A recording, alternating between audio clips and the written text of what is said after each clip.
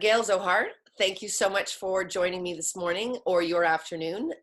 You're talking to us from Beijing today. Can you tell us a little bit about who you are and what you do and why you're in Beijing?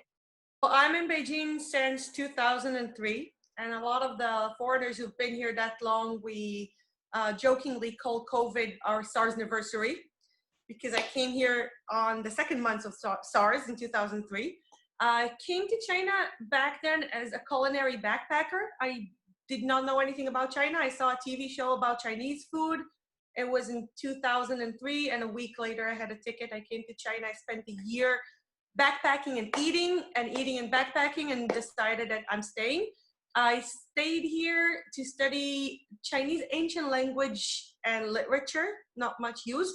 And in the past 5 years, I'm back kind of like to my origins as a cook and as a wine student back in the day. I am doing lifestyle. So I'm a lifestyle journalist who produce and host my own show that's called FM Lifestyle.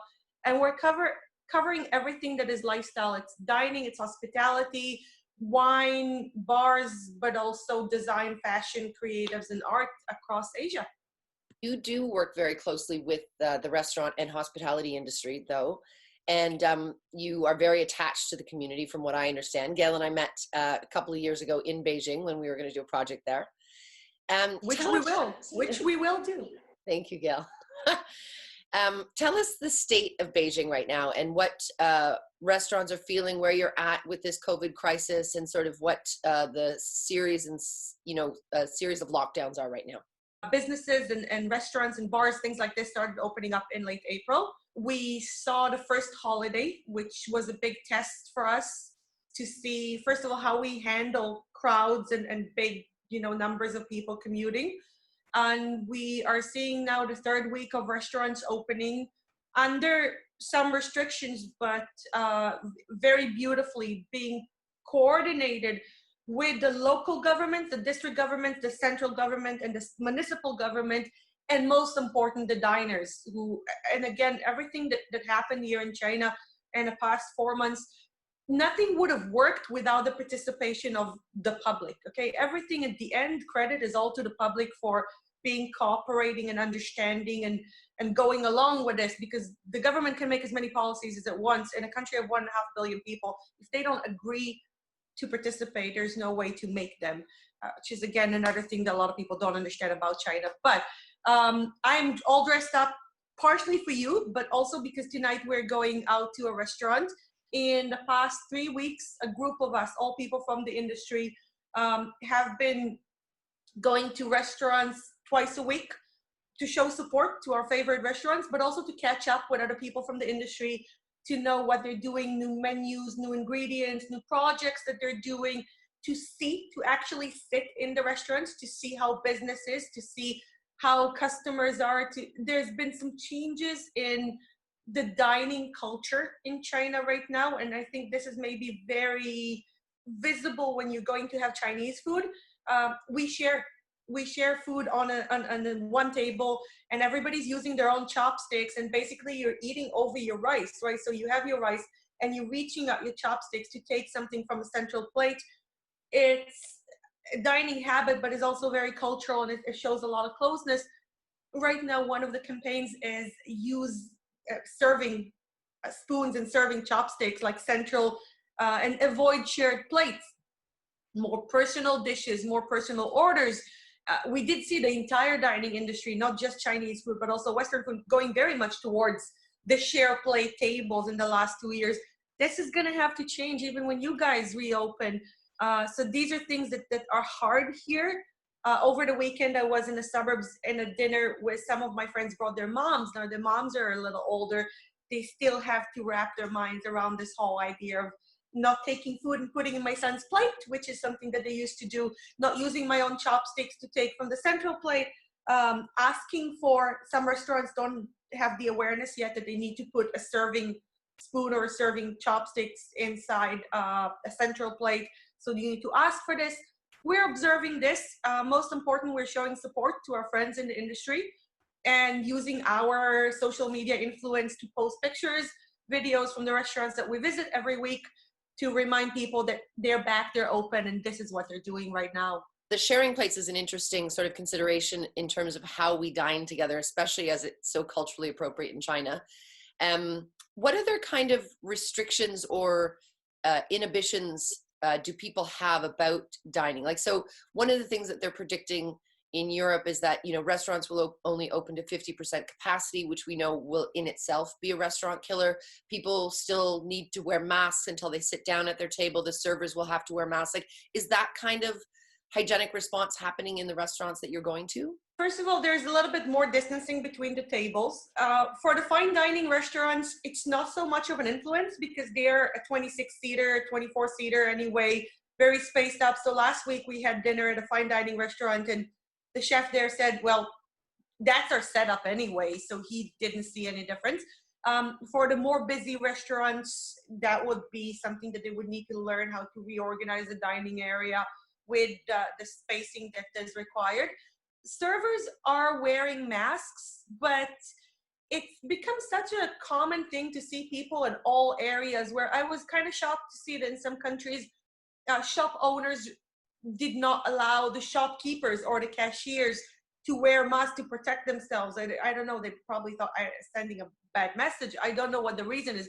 But here, since the very first day of this thing, before even the government issued the instruction, people instinctively took out their mask and wore them because, hey, you know, a virus, let's put a mask on. That was kind of like a logical reaction, even back then on January 19th, when basically we started wearing masks around Beijing. So having the servers wearing masks is not such a big deal for most diners. They're actually happy with this. They're happy that the people who handle their food wear masks. Even on regular days, you see a lot of servers in Beijing, like the guys who slice the Peking duck, they always have a plastic cover in front of their face. So it's not something unusual, that unusual in Beijing. What we do see integrated 100% in all public places, bars, restaurants, clubs, the coffee event festival that we had this week, I'll talk about later. We have a QR code, and this QR code is designed by some of the tech companies in China and the government.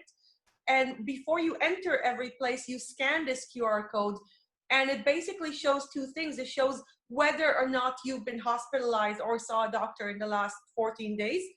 And two, if you have a travel history in the last 14 days. So if you've been to an infected area, if you have traveled into Beijing less than 14 days ago, you're not allowed into these places. So when you're already inside the restaurant or the venue or the hotel or whatever it is, you know that everybody else around you is safe.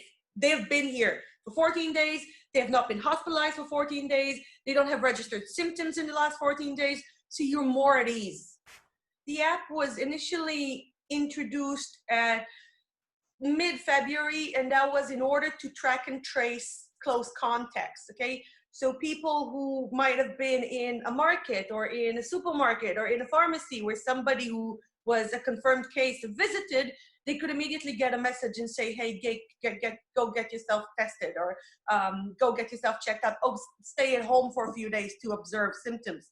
Then later on, as we started moving around more, the app monitored travel into the country, because there was a time where the largest number of infections, that's mostly the beginning of March, largest number of infections were imported cases. And they wanted to know that you've been in the country for over 14 days, which is the incubation period of COVID. And then later on, it became also something that integrated whether or not information such as whether or not you had symptoms in the last 14 days, whether or not you visited a fever clinic in the last 14 days, whether or not you traveled from a grade 1 warning zone, whether or not you crossed between provinces. And the difference is, I think apps like this were suggested in some countries in the West.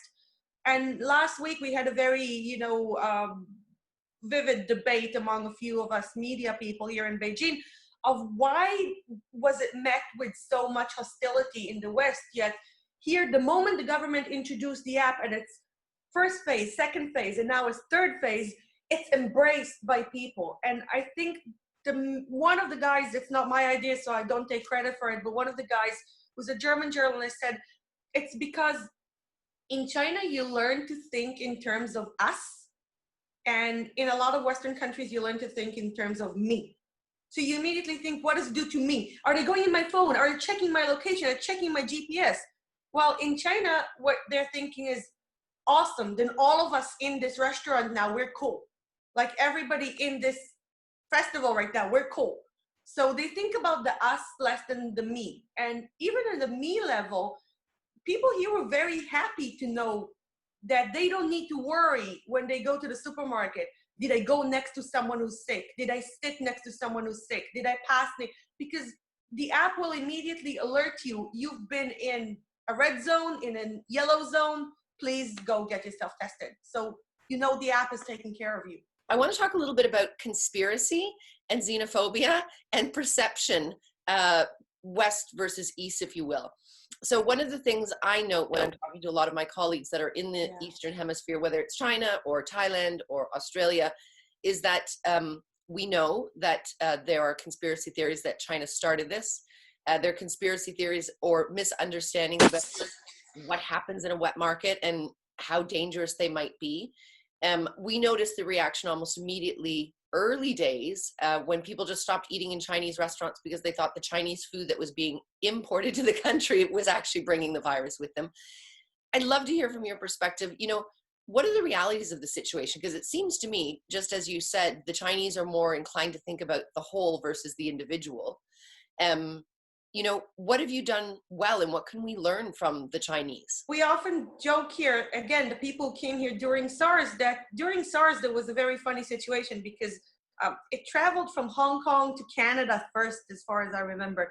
And I was here, a foreigner, traveling in China in 2003. And they thought that we brought it. So whenever they saw a white person, they would move a little bit on the subway, or they would go to the other side of the road, or they would go and at the same time, my cousins in Canada were telling me that every time they see an Asian person, they move to the other side of the road. So I was like, this is ridiculous. They were like, we think it's you and you think it's us, and that's not going to work. So right now it is, people travel more. So I think right now it was here, at least, whoever came back from abroad at some point became scary. Didn't matter if you're Asian or foreign. The fact that you might have come from another country, especially in March and April, before the travel bans were fully implemented, it was something that people were worried about. We are joking. The question of bats, okay, and the idea of viruses jumping species when it comes to illegal wildlife consumption, hunting, poaching, and gathering. And they were talking about the fact that scientists who would want to get the virus, they wouldn't have gotten infected because scientists go into caves, you know, in full protective gear. They don't get infected. Poachers who go with flip-flops and shorts and no shirt and no mask and grab a bat, these guys can easily get infected, and they can easily get their surrounding infected. So China is implementing now the most aggressive wildlife bans that we have seen so far. And we need to remember that there is a wildlife market thriving all across Asia. It has to do a lot with the habitat of people that changed. In Indonesia, for example, people used to eat certain animals that were in their immediate vicinity, but as urbanization progressed, these animals are not around anymore, but they're still used to cooking them, so they're getting them in all kinds of illegal ways. In China, you have superstitious and believe. You also have animals that are used in Chinese medicine, but then again, these are farmed individuals that are used in licensed pharmacies. Everything exists also on the fringe of the wet markets that gave the wet markets a bad name right now, especially in the West among media that hasn't experienced the wet market culture in Asia. So they don't really understand what also the word wet market, especially in Chinese, when, as you know, we have a word for everything. It includes all of our markets, which means the morning markets, the farmers markets, the green markets, everything falls under the category of wet markets in English, and that makes a mess. So Gail, if I can just interrupt for a second, can you just walk us through exactly what it means? Because there is so much, again, misconception about what a wet market is? The wet markets are basically the main lifeline when it comes to household groceries or produce. It implements all of the things that we in the West are trying so hard right now to fight to go back. Bulk shopping would be a very good example. That's a show that I'm working on right now. In Asia, we still have the habit of bulk shopping, something that your grandmother and my grandmother had, but we didn't have and our kids don't have, and we are now fighting to educate a younger generation. Don't take 2 bananas wrapped in plastic. Don't buy eggs wrapped in plastic. Don't buy rice wrapped in plastic. Just buy things in bulk. And in the wet markets, we buy everything in bulk because there's no packaging. It comes in the morning from either the central farmers market or the farmers themselves.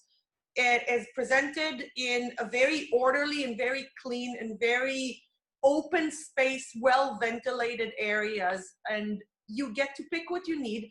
These markets are small and were located at least. Again, urbanization in Asia also pushed them out of many urban centers for real estate development, but they were located inside a community. So my previous apartment that was in a very old part of Beijing, there was a morning market and then an afternoon market, and the neighbors would buy what they need for lunch in the morning and what they need for dinner in the afternoon. So there was no food waste. All of us going to Costco and loading our shopping cart, then loading our car, our trunks, and then loading our pantry and then throwing it all away 2 weeks later because it expired. So that didn't happen. People didn't even have fridge in most of the old apartments in Beijing because they didn't need it. They would buy things, cook them, eat them, buy things, cook them, eat them. You have noodles that are fresh made, not processed, no additives, no preservatives, no plastic wrapping. You have pastry that is fresh made. Students stop on the way to school with their bicycle to grab their breakfast, their fresh made soya milk in the morning. And these markets are not just environmentally friendly, they create a direct connection between the buyers and the sellers. So you cannot just ask the person, is this fresh? But you can ask them, when did you pick it? Or how is it grown? Or how many acres of this do you grow? And the farmers are often there. At the end of the day, anything that wasn't sold goes back on the truck, goes to the farm, becomes feed for animals. So very little waste in these markets. And you have a lot of produce and a lot of small businesses concentrate around these markets. So first of all, they have a very important role in the preservation of culinary culture. The neighbors would meet there, and I would look at your basket and you look at my basket. Oh, you bought mushrooms. What are you gonna make with them? It's like, I'm gonna make a pork mushroom soup. And you're like, oh, pork is not good now. Buy a duck and do the duck and mushroom roast. That's much better.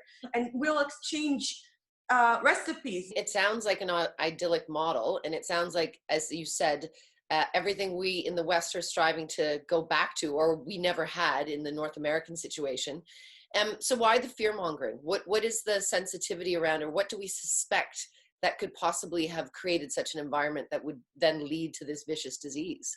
We find signs that the species jump occurred as a result of wildlife consumption in some way. We don't know if it's for food or for anything else, but the wildlife markets exist on the fringe, on the outskirts of the wet markets and the wholesale markets. And it's something that often the licensed vendors cannot fight, because these guys just show up and they can have a truck, or they can have a van, or they can actually rent space inside the market, and you don't know what they're doing, because they're in the front, they might be showing regular meat, and then in the back, they might be doing something else.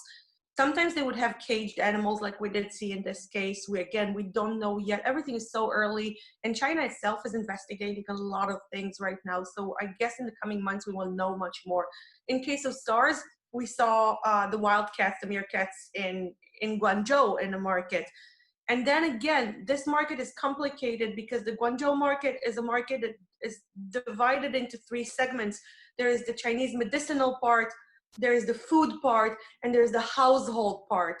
So all 3 parts have animals, but they're for different uses, okay? They're dried and processed ingredients for Chinese medicine. There is fresh meat for food, but then there are animals that are sold as pets or decoration for households, and all of this comes together. So right now, the supervision has to be, because when you butcher farm animals, there is supervision. Even for the farming of farm animals, there is supervision. For these things, the way they're caught, the way they are stored, the way they're butchered, the way they're sold, all of this, because it's an illegal trade, is under the radar. So right now, the government is a lot more vigilant in catching these guys, the importers, the poachers. And then there's another aspect, and this is why we say that the investigation right now is underway. In the last few years, a lot of this market has gone online. And that's simply because it's safer and easier for them. And the authorities cannot kick them out. And these are communities online that are trading in pangolin meat, in bats, in all kinds of exotic animals. And the online environment is, of course, in every country harder to control. We're trying to control this right now. But yeah, there is going to be a big change when it comes to punishment and to enforcement in China of wildlife trade. It shouldn't influence the wet markets and the morning markets and the green markets, because they are healthy consumption and healthy eating that we shouldn't lose as a punishment of what happened. In your opinion, I mean, is China trying to cover this up? Because that's really the sort of guided conspiracy that's really floating around the West, is that this was deliberately placed into our purview because the Chinese somehow want to take us down. The whole thing? Yes, the whole thing. Oh wow! No, I haven't gone that far in reading. The only conspiracy theory that I read so far is that it was man-made virus. Well, the only part that we already acknowledged here, and we do know that there was a cover-up, and people here are angry about it, and this is part of the ongoing investigation. I'm sure we'll see the results of it in the next few months. We need to remember the timing. So the outbreak happened in a province in central China at a very sensitive time of the year. It was right before end of the year reports, and it was just before Chinese New Year, where everybody is hoping that, it's the biggest human migration on the planet. It's the most important holiday of the year. Everybody just wants everything to go smooth. It's like before Christmas, right? No one would go to war before Christmas. Nobody would introduce new taxes before Christmas, right? So there is a very strong feeling here that it was played down in the beginning just because officials in that province wanted the holiday to go smooth, didn't want bad news, before the holiday, or didn't want to stain the holiday spirit with something like this. But afterwards, pretty early on, the WHO first mission landed here on the 28th of January. The lockdown was implemented on the 25th. So from the moment that the central government knew about it, you saw actions running very fast.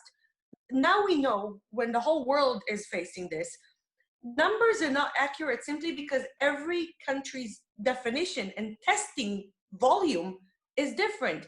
My brother lives in the UK. He's been sick for the past 2 weeks. He cannot get a COVID test because, as far as the UK goes, when you're hospitalized, you get tested. Until then, stay at home and drink hot water. So when you saw the numbers changing in China, it was simply because there weren't any tests in January and February. There weren't tests. There were blood tests, not the tests that we know right now, where you have 20 minutes or 40 minutes line and then 10 hours for results. We needed to wait 4 days for a blood test. In the first months, tests had to be flown to Beijing because the only lab that could analyze these samples. Later on, we had mobile labs and other labs in the country who received the training of how to do the testing.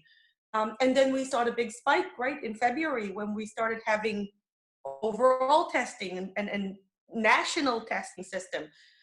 You see countries like Korea, which immediately could have entire populations tested. And that is something that made it easier for them to know how many sick people we have. So now that the whole world is facing it, I think other countries already understand that the numbers are not absolute. It depends on the situation, the medical system, the amount of test kits, the amount of labs that you have, and your willingness to test. And how do you define sickness? So that is something that is different from every country. I was also saying that it's also about the country's medical system and their ability to actually cope with it. So I appreciate the insight into those numbers, because I think that that's a good reality check for the majority of us to understand that we're all in the same boat and we're all trying to do the best we can. So let's talk about something positive. You guys just had this festival for the May Day.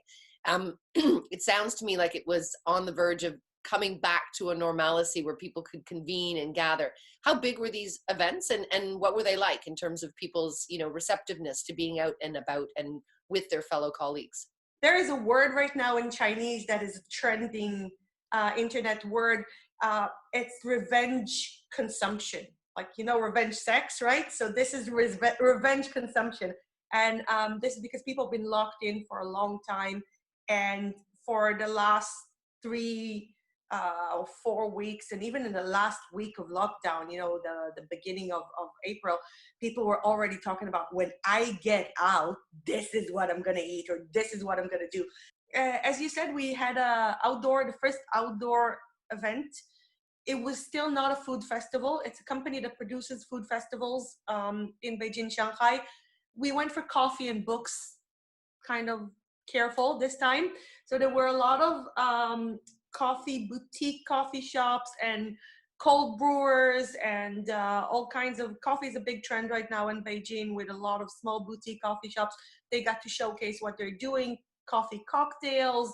We had some prepackaged items. We had some collaborations between chefs and brewers. We had some collaboration between bartenders and brewers. We had a book market with it. We had some small food, like little snacks on the way. But the most important thing for the government was, first of all, to see that this thing can be organized, that we can control the number of people. And again, the software with the app with a QR code came into effect, where people had to scan a QR code to verify their whereabouts in the last 14 days, symptoms, no symptoms, and then they were allowed into the venue, which made everybody a lot more relaxed, knowing that everyone's been checked and have been tested to come here. Again, this is something that we're waiting, now 2 weeks to see that there is no rebound or something horrible happening. But all in all, the holiday also saw a lot of tourist attractions, like parks outside the cities and nature reserves being fully booked. Curious about restaurants and their journey out of this. So one of the biggest fears is that, regardless of the impact of closure, the impact of reduced numbers, the economic hardships that were faced as a result of closures will have a long-term impact on restaurants. So again, you're starting to see restaurants open. You see the other side of this now. What's your projection on the survival rate of restaurants and their success moving forward? Well, whatever I say regarding restaurants and tourism in China, there is one piece of data that you need to keep in mind all the time, because some of the advice is applicable, but some is subjected to this piece of data. China relies on 80% domestic tourism and only 20% outside inbound tourism. And that is a unique situation around the world. There is no other country where the ratio is this distinct. This is a country that, when we say tourism in China, we first and foremost talk about Chinese tourists. The whole world makes 20%, which is pretty much a tiny number. So when China says we saw great rebound of tourism during May 1st, it's domestic tourism, because right now you cannot enter the country. Regarding the restaurants, we are just at the stage right now of analyzing, we're coming out of the dust cloud to see who's left standing. A lot more than we expected. We saw some very significant closures, very dramatic closures. I think maybe in the world, the most dramatic one was Hakkasan closing its Shanghai branch, which is both an iconic location, but also it's Hakkasan. It's an international fine dining brand, and it's Chinese cuisine oriented. So how do you close Shanghai? When you look at each closure, under a microscope, you see other reasons or other elements there, and you need to take all these factors into account. Hakkasan did have a beautiful location in Shanghai. We do miss them right now. We wish they will someday come back, but we need to remember the Hakkasan Shanghai was the least profitable of the chain. Okay, so the stores, the money makers have never been in China. Their big money makers are in the Emirates. Their big money makers are in Dubai. So that was a branch that was a tribute to China. It wasn't what kept their bread and butter alive. So we're sad to see the closure. We hope they'll be back. It's not COVID related. It's COVID accelerated. And there are a lot of things that are going to close down because there are unhealthy businesses to begin with. And that's something we're going to see. Regarding chefs and chef restaurants, for the foreign chefs, we do see that the ones who are rooted in China, the ones who call China home, the ones who stayed here, at least for the majority of the time, the ones who waited with their staff, with their teams here, once they reopen, they're doing fantastic right now. I just heard this week that Ultraviolet by Paul Perret didn't have, someone called me if I can help get a booking, and I said, no, they're fully booked tonight. Sorry, I can't help you. So if Ultraviolet at $1,000 per person was fully booked last week, I think this is a good sign. We see some of the Michelin restaurants also fully booked over the weekend. Mother's Day is coming on the 10th of May here, and it's already starting to show signs that it's fully booked. So we did see the chefs who stay, the foreign chefs who are rooted in China, reopening. Some people did some really nice things when it comes to how they used lockdown time. So lockdown time has been used very originally here. Some simply, I don't know, went to their own countries or went to other countries or and they're stuck somewhere else right now. And even now when the restaurants are reopening, the chefs are not here. So their staff just left and the restaurant is still closed. I've been to a restaurant last week where the two chefs just said, you know what, the hell with it. We all the time complaining about not having time for R&D, right? Between service and events and interviews, and we always complain about not being able to do proper R&D. There we got unlimited time. They locked themselves, two chefs in the kitchen for 7 weeks, and they did nothing but R&D, and they made sauces, and they made a juice menu pairing, and they opened on the 16th of April with a menu that you really feel the 7 weeks of R&D went into it. Every dish of the 8-course menu, you're like, yeah, that takes 7 weeks. So you felt the effort. Okay, so some people used it well. We have this amazing platform here that is WeChat, which is a social media together with a commercial platform, together with entertainment platform. It's all integrated. And some chefs use this time to really build a very close personal connection with their fans, with their diners. And these are chefs that usually either don't have the time for that, or they're too busy in the kitchen, or they're just shy and they don't interact very well on the floor. And suddenly they build, together with the restaurant team, a WeChat community where the chef is, let's say, cooking something every day and then sending delivery of this particular menu. And you can watch the video and then order it at the same time. So you watch the video, by the time you're done, the food is arriving in your home. As a final note, Gail, can you give us some words of wisdom, words of advice, what we can take, lessons we can learn for the future in terms of moving forward from this situation? One of the things the scientists said recently is that it's just the first one of many. As long as we are abusing our environment, it's going to keep coming. And we did see the countries that did come together, whether it is collaborating with China or collaborating with other countries or whatever it is. And China in this aspect have been very proactive. It received a lot of donations in the first few months, and then it sent out a lot of donations. And I'm not even talking about the government. I'm talking about people to people, company to company, restaurant to restaurant, media body to media body. You sent us masks 2 months ago, we're sending you masks now. You sent us hand sanitizer 3 months ago, we're sending you hand sanitizer now. So it really, the cliche of we're all in this together, it's more accurate today than it has ever been. Because when I left here for a couple of weeks and I went to Israel, the moment I got on a plane, I realized that it's a matter of time before someone gets on a plane. And it can be with any disease from any part of the world, because this outbreak originated in China. We're going to have another one. We did have others. Like, we have other outbreaks all the time, just not at this magnitude. It takes one person on one airplane and it's all over the place. So if we don't share resources, and if we don't try to, and also I'm talking now to chefs and business owners and hoteliers around the world, tourism is going to come back. It doesn't matter in what form.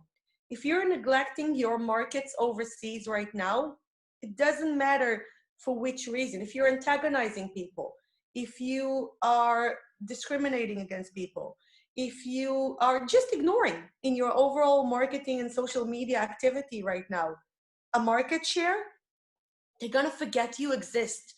And within a few months, when the borders are going to be open and people are going to go back to travel and shop and eat and invite guest chefs and do culinary tours, all of these things, and do forums and do lectures and do university exchanges, they're just going to forget. You're not going to be in their immediate awareness, and they're not going to be inviting you, not because they dislike you, but because they forgot you there. So if you have a market share that is coming from China to begin with, don't neglect it right now. One of the most inspirational things that have come out of this moment of lockdown, closure, and crisis are really that we see community as the most fundamental way that we can actually work together and actually continue to thrive for the future. So Gail, thank you so much for allowing me to have an insight into your community. Thank you so much for joining. I hope you have a wonderful dinner tonight. You look beautiful. Wow. Thank you. It's going to be great, I'm sure. Anyways, thank you so much for joining me, and we'll speak soon. Thank you. Happy to talk to you again.